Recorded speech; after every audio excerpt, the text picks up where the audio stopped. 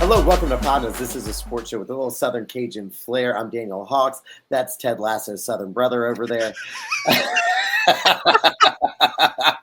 Oh, I'm glad we're laughing right now, Jarrett, because an atrocity occurred last night. I think it was the murder of New Orleans basketball. The NFL draft happened a little while ago, and then the NBA draft came along last night. And the Pelicans were situated to get a good pick. They were at number 7. It wasn't where they wanted to be, but it definitely wasn't a bad place to be in what most considered a very loaded draft. Yeah, look, it's a draft that a lot of people think is a really, really good draft class, almost as good as what a lot of people think the 26 draft class will look like. And so we'll get to that more in a second, but there were a lot of good players to be taken on. And pardon my French. And then Joe Dumars f***ed us. All right. He didn't even take us out to dinner before he sodomized us. Okay. This is awful. It's terrible. All right. I don't know what the Pelicans are doing. Zion's definitely going to get traded. And then you know what happens with a team without Zion that's going to be worse is the Pelicans now do not have rights to their own pick in 2026 because for a second year in a row, they've traded with the Atlanta Hawks and they've given away talent. Not necessarily talent like they did last year with Dyson Daniels, but they gave away future talent in what should be a loaded draft class in 2026. And what we're talking about, the Pelicans traded back up into the first round after taking Jeremiah Fears from Oklahoma at 7. We'll get to that in a second, who Adam Silver was towering over when he got his hat. They trade up to take Derek Queen, who ostensibly is a good pick for the Pelicans. They need front court depth. They sent out Kelly Olynyk. They had Misi, which was a good piece, but they did not have a lot of depth in the front court. They needed some help there. I can understand maybe trading up to Queen after, I forgot who was at 12, who does not take him, which I thought was a likely landing spot for him. And like then the trade. You've blacked out number 12 because that's where the Bulls took SGA. Yeah, that was awful too. We don't even have to get to that in a second. But what Joe Dumars did was give the Atlanta Hawks control of the 2026 pick swap with Milwaukee and New Orleans. And that pick swap entailed whoever had the more favorable pick, the Pelicans were going to get. And the Pelicans won 21 games last year. There's 82 in a season. Ostensibly, they are going to be at least that good or worse this upcoming season. There's no reason to think that this team is going to be much better. Or if they are going to be better in a loaded Western Conference, that they're going to be making the playoffs. So in a loaded draft class next year, the Atlanta Hawks get an unprotected first-round pick for Derek Queen, who is nice, but also is 18, needs a lot of work. So does Jeremiah Fears. And it's so frustrating to watch this team, to watch this franchise and the people running this franchise seem to not care at all. And I don't know how people, I'm interested to see. I mean, they care. They're not doing very well at executing any of it. I mean, do they care? Because consistently New Orleans comes as a place where facilities aren't up to snuff, where they don't. Oh, sure. From like an ownership resources standpoint. Yeah. It doesn't seem like they care. I would stick by, maybe they don't care enough in terms of the resources, but in terms of the actual basketball execution piece of it and what has happened this week, is I'm iffy on that Jordan Poole trade as well. But just looking at, draft night before we keep tangenting off, I just think it's poor execution. They're very excited, and I know they're very excited about the draft picks, and Joe Dumars expressed what they were trying to do with the picks and wanting guys that could create and whatnot. He kind of talked about after the draft. I knew that they were extremely interested in Derek Queen from earlier in the week, just kind of hearing some behind the scenes whispers about that, and was worried that they were going to take Queen at 7, which I didn't like. And so when they didn't take Queen, I don't know about Fears in a sense of I'm not as sold on him as some people, but No. I see a chance. I felt okay about Fears, partially because it wasn't what I felt like was going to be a reach for Queen. And then when I saw that the trade was coming in, I said, oh no, they're trading up, giving up something to come up and get Queen, who they just like too much to let continue to fall. And so they were getting 2 guys they really liked. And I don't love the fits there, particularly with Queen, unless you have more bigger moves in play here. But essentially, you're going to get 2 guys who really like the ball in their hands and don't shoot well from the perimeter, and don't, particularly in Queen's case, defend very well. Queen has been kind of a turnstile defensively. And so those are all things that are really challenging for me to get excited about. And then you see the cost of an unprotected first and 26. And that's where I was just through the roof frustrated. I don't understand how that piece of it falls into place. You have to be at that point, especially with Atlanta, with a team that you see all the time, and you also got fleeced by last year. Like, you saw how well Dyson Daniels played for them last year, and Dyson Daniels really came out on your own. And I know there was Trey Murphy, and it was very clogged. I was still super high on the DeJounte Murray situation. We just didn't get a chance to see him because of the injury, and so like it's easy right now to. I'm not going to give you another curse chart I have to deal with, but to take shots, to take shots at the Pels because of watching Dyson Daniels become what Dyson Daniels was, and the picks and whatnot. When you don't also get a chance to see the Pels with DeJounte Murray in any extended period of time, I am more frustrated with that just because of the missed opportunity and him being hurt and whatnot than I am about the deal itself. I'm super frustrated with this deal though, because to your point before, the only way any of this makes sense to me is if you are so confident that you're going to be a high level Western Conference team that the pick doesn't matter where it is. How do you not get any protections on it? And let's just go into the Jeremiah Fears pick and the Jordan Poole trade and DeJounte Murray and Jordan Hawkins. Like, these are all undersized. 2 of them are Jordan Poole and DeJounte Murray. DeJounte Murray, whenever he comes back, you're probably, not looking at him to come back full strength this year. So I understand Jordan Poole is a stopgap, but he has 2 years left on his deal. So that last year, he's still going to be in town. And then you're going to have a logjam. I'm a Jordan Hawkins apologist, I guess. I think we should have been making the way. They should have been making the way for him to see what he can do, to see what you have in him, because he is such a dynamic shooter. Yeah, he leaves a lot to be left on the defensive end, but so do a lot of young NBA players, and that's part of the growth that happens when you come into the NBA and you start to learn the NBA game. Having Jeremiah Fears, who is a small, very good point guard, I think he has some of the best handles, at least from the YouTube videos of the draft prospects that I watch of anyone in the draft, but he can't shoot. He's going to be a liability on defense. And if you are a smaller guard in the NBA, your shelf life is a lot shorter. And if you can't just shoot, or you can't get your shot whenever you want it, like Jalen Brunson does, then I don't see the longevity of taking someone like that. It just, a lot of this stuff was baffling, unless the Pelicans have some stuff that they are at least think in their head that they can make moves to get some of this stuff. And I would assume it's kind of a blow up. Like you're going to ship out Trey Murphy, you're going to ship out Zion, and you're just going to kind of start from scratch.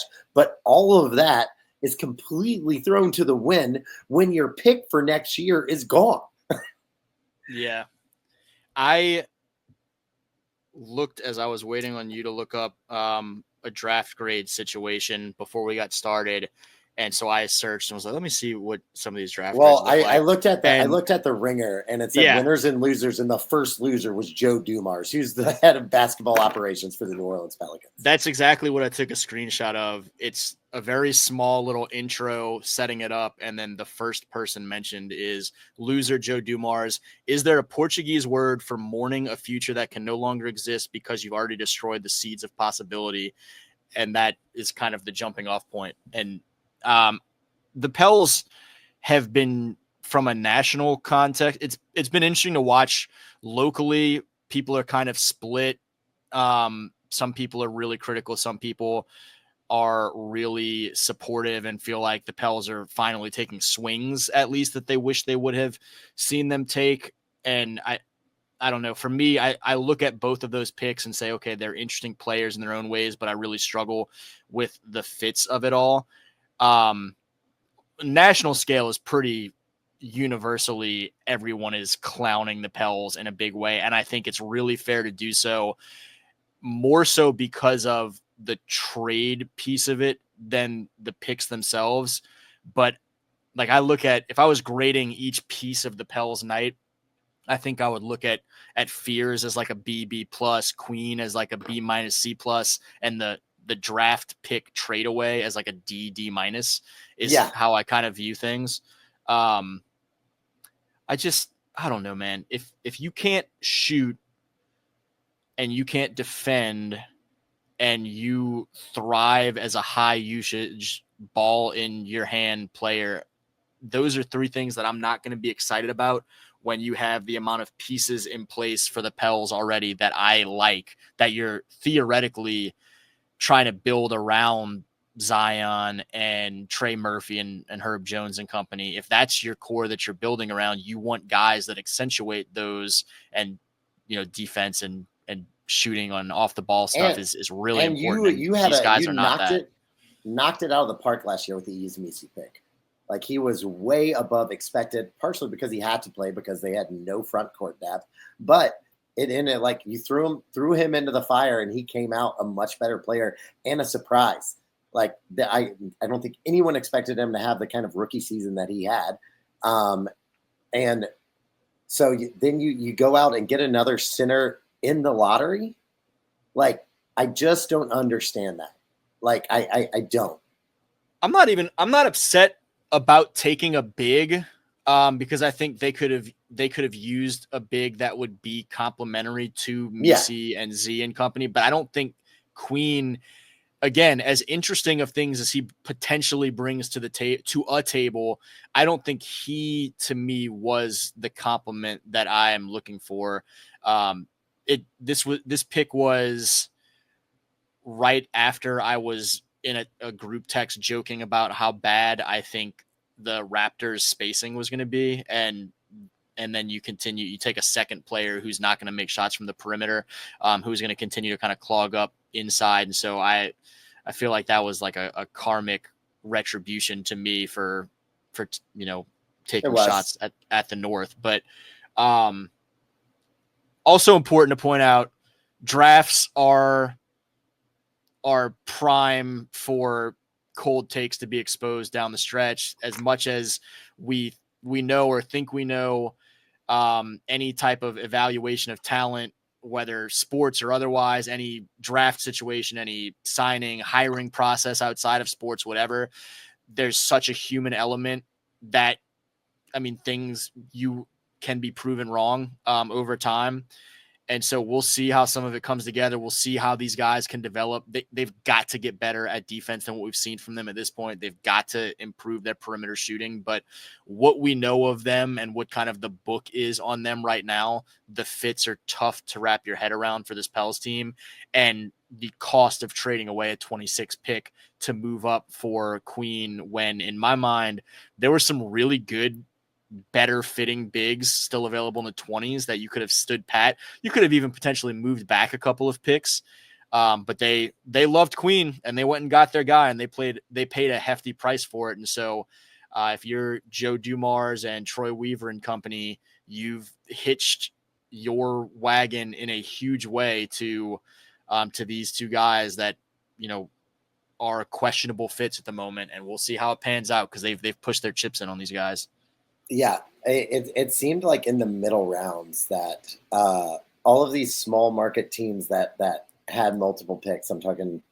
I understand Brooklyn is in New York, but I don't really consider the Knicks are king in that. So these teams that are a little bit, I guess, lower echelon that had a bunch of picks really fumbled the bag, at least from an objective kind of looking at it standpoint. Like a bunch of those teams in the 11 to 19 range, I feel like it's a lot of weird fits from the Bulls taking Gay down to the Blazers taking another center and Son Yang, and then the Timberwolves coming in getting another center to the Heat taking the guard over at Illinois, which is just a weird fit for what they already have with Walter Clayton that was still on the board. And then the Washington Wizards, again, just kind of, there's a lot of baffling stuff to me. And a lot of the teams that I'm seeing are getting good grades are teams that are good franchises. And I think it just comes back. I know we spoke about that a little bit. New Orleans isn't going to be a team that's getting free agents. Utah's not going to be a team that's getting free agents. I think New Orleans, as opposed to Utah, has the ability to. I think the ownership needs to put in a little bit more time and effort on the things that are around the organization, like the medical staff, like the locker rooms, like the stadium, that just make it a more appealing place to go. Because I think that you could attract some free agents with Zion and Trey Murphy. I think you could get someone to come there with the amount of picks and leverage and stuff that they had going into this draft. I don't think it's out of this world to think, hey, New Orleans can make a move and possibly be in that 5 to 8 range of a playoff team in the West. I do not feel that way anymore. The difference of a year ago and my excitement at the DeJounte trade and my trust in the drafting of the last regime, and I gave them the benefit of the doubt for Yves Missi. He wasn't necessarily the guy I was as high on at that point as some others. But I said, you know what, they've proven themselves enough as a front office in the draft through the years, more often than not, that I'll give them the benefit of the doubt. And they proved right. It was a nice pick at that point in the draft. Yeah. From there to now is night and day in terms of how I feel about the situation of the franchise. And they have every ability to prove me wrong. I'll keep an open mind. I hope I am wrong, but I'm super frustrated right now. I'm not going to, I'll mention the Jordan Poole stuff, but I wanted to bounce back to some of what you were talking about with the draft and how some of these other teams did. But Jordan Poole is a guy that, the Warriors being another of my teams that I really like, I was super excited about Jordan Poole early on and potentially being one of the key pieces of the future after the Splash Brothers era and whatnot. And then the end of his tenure there. And then Draymond knocked all common sense out of him, and then he just has lost it since then. He was kind of a silly young player that would make some boneheaded mistakes even when he was at his best as a young guy for that franchise, but it's been really bad since the Draymond altercation. And I think it's important to give him some credit of taking a nice step back forward in his second year with Washington. A lot of his performance was improved statistically really across the board.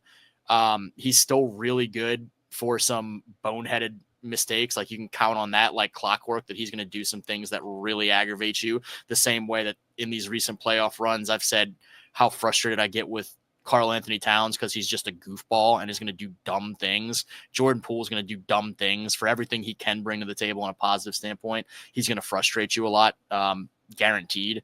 And so that's tough for me right now. But you mentioned that teen range, the 11 to 20 type range of the draft.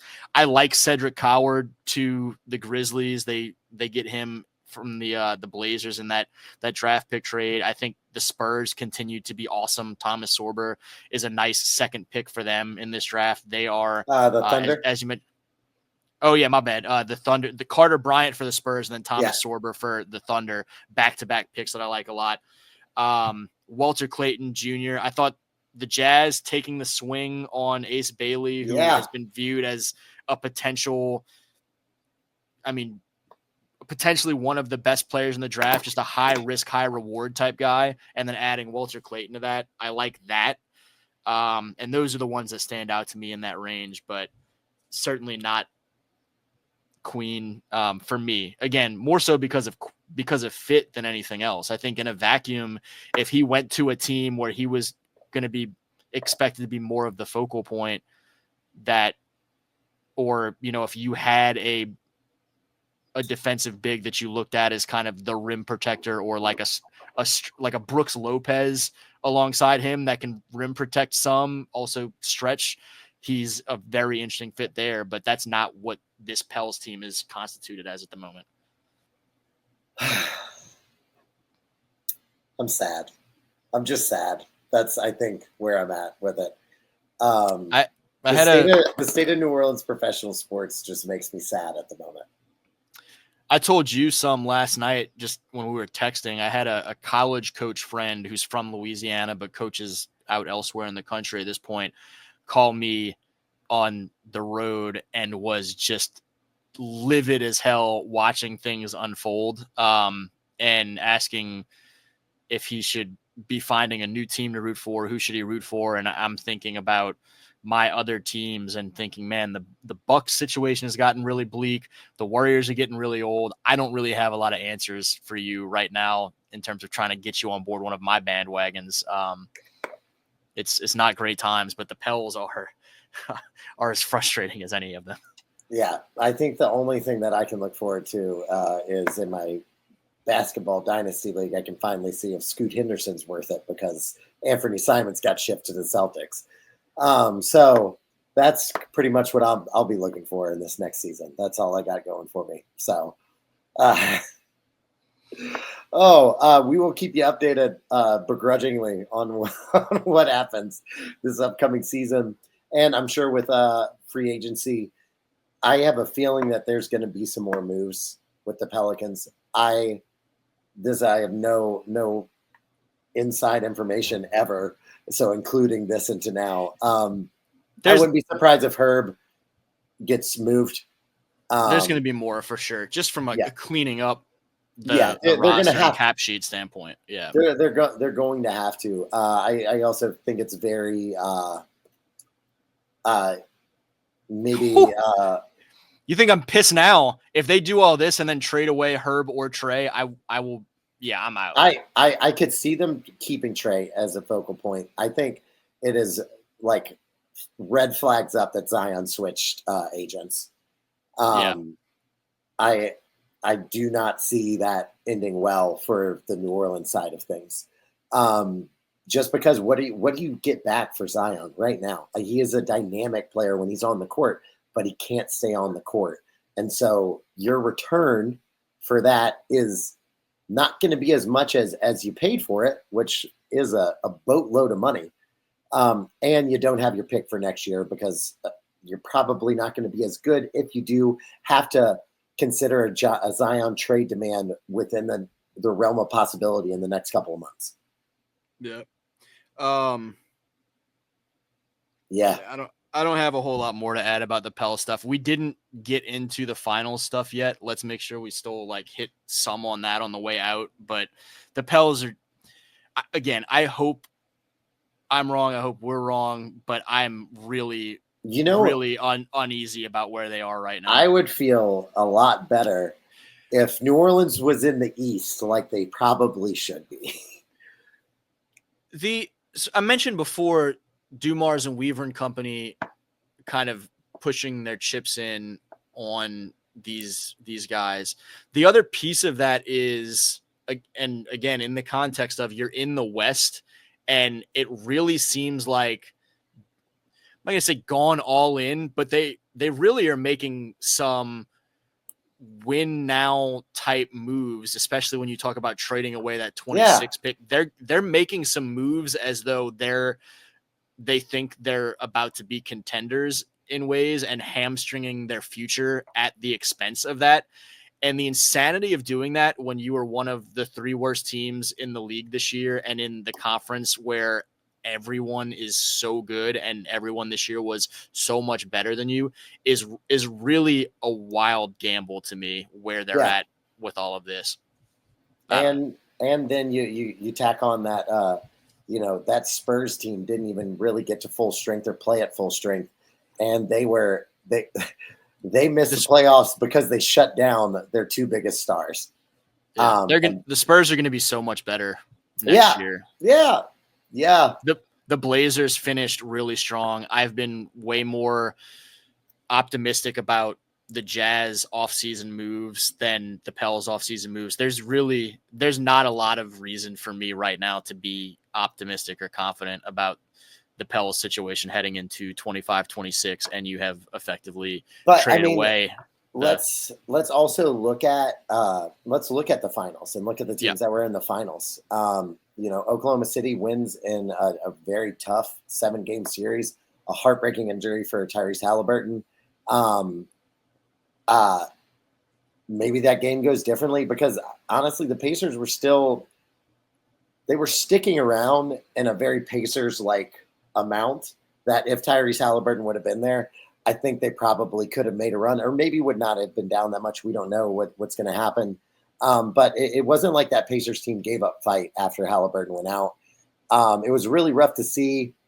It really kind of annoys me that 2 years in a row, give Oklahoma City their flowers, but 2 years in a row, it really felt like the champion got helped out by massive injuries throughout their run.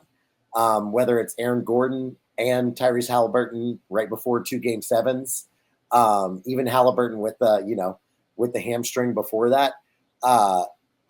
This echoing back to when the Raptors won because KD burst his Achilles as well.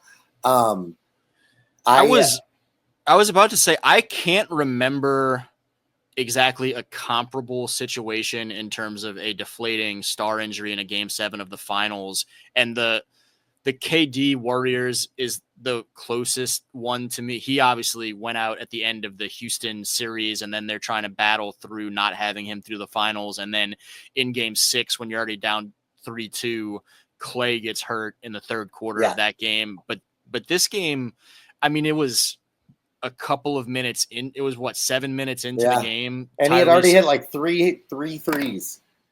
He was on. They were leading at halftime, even with him leaving in the first quarter. And so the deflation of the energy around that game that everyone in the basketball world was looking forward to for days, the deflation right out of the gate was really tough. And then just knowing how critical of a piece, critical of a motor he is to them and their comeback ability, for him to be out in the second half when OKC did make their run was really tough. Every year, injuries play a huge role in the playoff storylines far more years than not, but the magnitude and moment of this one was, I can't remember an exact, correlation or not correlation, but another example of one quite that crazy. Well, and then, it also for the Eastern Conference with Tatum and Halliburton being out the entire next year, the East becomes a lot more wide open, which is why I was saying earlier, New Orleans, which is further east than Chicago, which is in the East, is in the Western Conference and a stacked Western Conference at that. I mean, you just run down all the teams. Maybe the Clippers fall off a little bit with those guys getting kind of another year older, but you don't really fully expect that because they have a good coach and they did have a lot of good pieces around that. But there's not a lot of teams in the Western Conference where I'm looking at them and seeing like, hey, that's pointing down, as opposed to the East where it is kind of wide open for who is going to be in the finals next year from that team. I think now more than ever with all this happening, like You run it back with Milwaukee with Giannis, because at least you have Giannis and you have one of the best players in the league. Orlando now with the Desmond Bane trade. Cleveland, who I would think maybe would want to blow it up if the Celtics and the Pacers were both at full strength. I don't think you necessarily need to do that now, because you're a 64-win team and two of your biggest competitions just took a major hit. So this East is really up for grabs, and it's going to be very interesting to see what that playoff seeding looks like next year for that. Yeah, the 3 of the 4 rounds you see, and look, Dame at this point in his career is not on par with Tatum and Halliburton, but obviously is a critical piece of Milwaukee trying to be successful at a high level, and is from a name standpoint huge. But to have him go out in the first round and know that Milwaukee's going to be without him the bulk of, if not entirety of, next year, and then obviously, I mean, 2 of the top 10 to 20 players in the league, and Tatum and Halliburton going down in as the playoffs continue, is wild. And so the 2 Olympic bench warmers go down and everyone's freaking out. I agree on Milwaukee. Like, the path you look, I mean, just the way the playoffs continued, Milwaukee, if not for some goofy plays down the stretch of some games in the first round of the series, they battled Indiana as well as anyone, who was then in a game 7 of the finals. And so you kind of reevaluate, if you're Milwaukee, of where you are, and do you have the chance in a now weaker East to make that run. Cleveland, and now, like you said, I forgot New York as well, but New York's got coach questions, like we don't know who's going to be in there and how that's going to play out. Yeah. The New York coaching situation. And so from there, Orlando ascending, and seems like they got a really big boost of a piece to what they needed in Desmond Bane. And Atlanta, with Jalen Johnson coming back, they go get Porzingis to be a piece. They have Dyson Daniels to be able to continue his development, and still have Jalen Johnson coming back in, Ricochet in a second year. Like they have a lot to work with in Atlanta. I think you should maybe finally see Atlanta not in the play-in game next year. And they have a lot of flexibility moving forward into this offseason too. And so they're a team that looks primed for a big jump potentially. And that's the East. Also, speaking of the finals, which I thought we were about to do when you said from, your transition from the Pels to the finals. And, when you look at the finals were full of dudes who could defend and move the ball and do things without the ball. And almost everyone on the court in most of those lineups on both teams, other than a couple of key examples, are going to hit shots from 3, or at least, 18 foot out. Even Hartenstein can do some things, a little bit further away from the basket. And most of the guys in the court are doing all of the things that we just complained about the Pels draft picks not necessarily being great with. Yeah. It seems like it just seems like a miss on what the current NBA is moving towards, or what successful teams in the current NBA are moving towards. It'll be interesting to see how all this plays out. I'm in a pissy mood because of what just happened, but am I going to quit watching the NBA? No, I'm not, because I love it and I love basketball. Well, anything else before we get out of here? I think we both bitched enough about the Pelicans moves. Yeah, I avoided any curse jars, which I thought I was gonna have one, and it wasn't even gonna be from a frustrated standpoint. I already got 2 this episode, so might as well throw one in. I really felt like in a lot of ways that Joe Dumars and company, which is crazy because Joe Dumars' bad boys background, I felt like they looked at the draft board and said, defense. Like, let's just not worry about that at all. But we'll see. Oh, well, the Pistons are just getting out of the hole that Joe Dumars put them in. So, I can't wait for that to happen to the Pelicans, and then they get sold to Seattle in about a year and a half. So, yeah, if I wasn't looking at an NBA where I think they're trying to add 2 franchises and expand and, want new teams in Seattle and Vegas, my attitude on this team right now would kind of be, get ready to learn Las Vegas, buddy. Like, which would be great for Zion to go from a place with really good food and no bars or strip clubs closing to go to a place with really good food and no bars or strip clubs closing. Oh, well, that's all we got for you today. Jared, do you got anything else before we get out of here? I'm just looking at myself. I think the mustache looks good, actually. Yeah, I love it. I love it. Maybe I'll start it. Next time we'll be mustache buddies on this show. How about that? Yeah, we'll be the first two of our friends. It's not gonna happen. that are going all mustached in this friend group, and no one else has had one, and we'll be the ones that started. No, for sure. We are the ones that do it. I mean, we're the trendsetters of the group. Especially anyone in England really follows our lead. So that's shots fired. Thank you guys. Thank you guys so much. Don't say that in 2025 right now. There's way too much going on in the world around us. Go on. That is all that we got for you today. Thank you so much. If you're watching, please like, comment, share on the YouTube video. Go to Louisiana versus All Y'all YouTube channel to find everything you need about Louisiana recruiting, Louisiana sports, high school, college, and pro. Also, yeah, you got it? You got your hair? No, it's on the outside of the headphones now, and so there's no way to cleanly. I love it. I love it. Well, if you want to see more of Jared's hair, you can go to the Louisiana versus All Y'all Twitter and Instagram, LA versus All Y'all. And you can find PODnas on Instagram at PODnas_LA. That's all we got for you today. PODnas.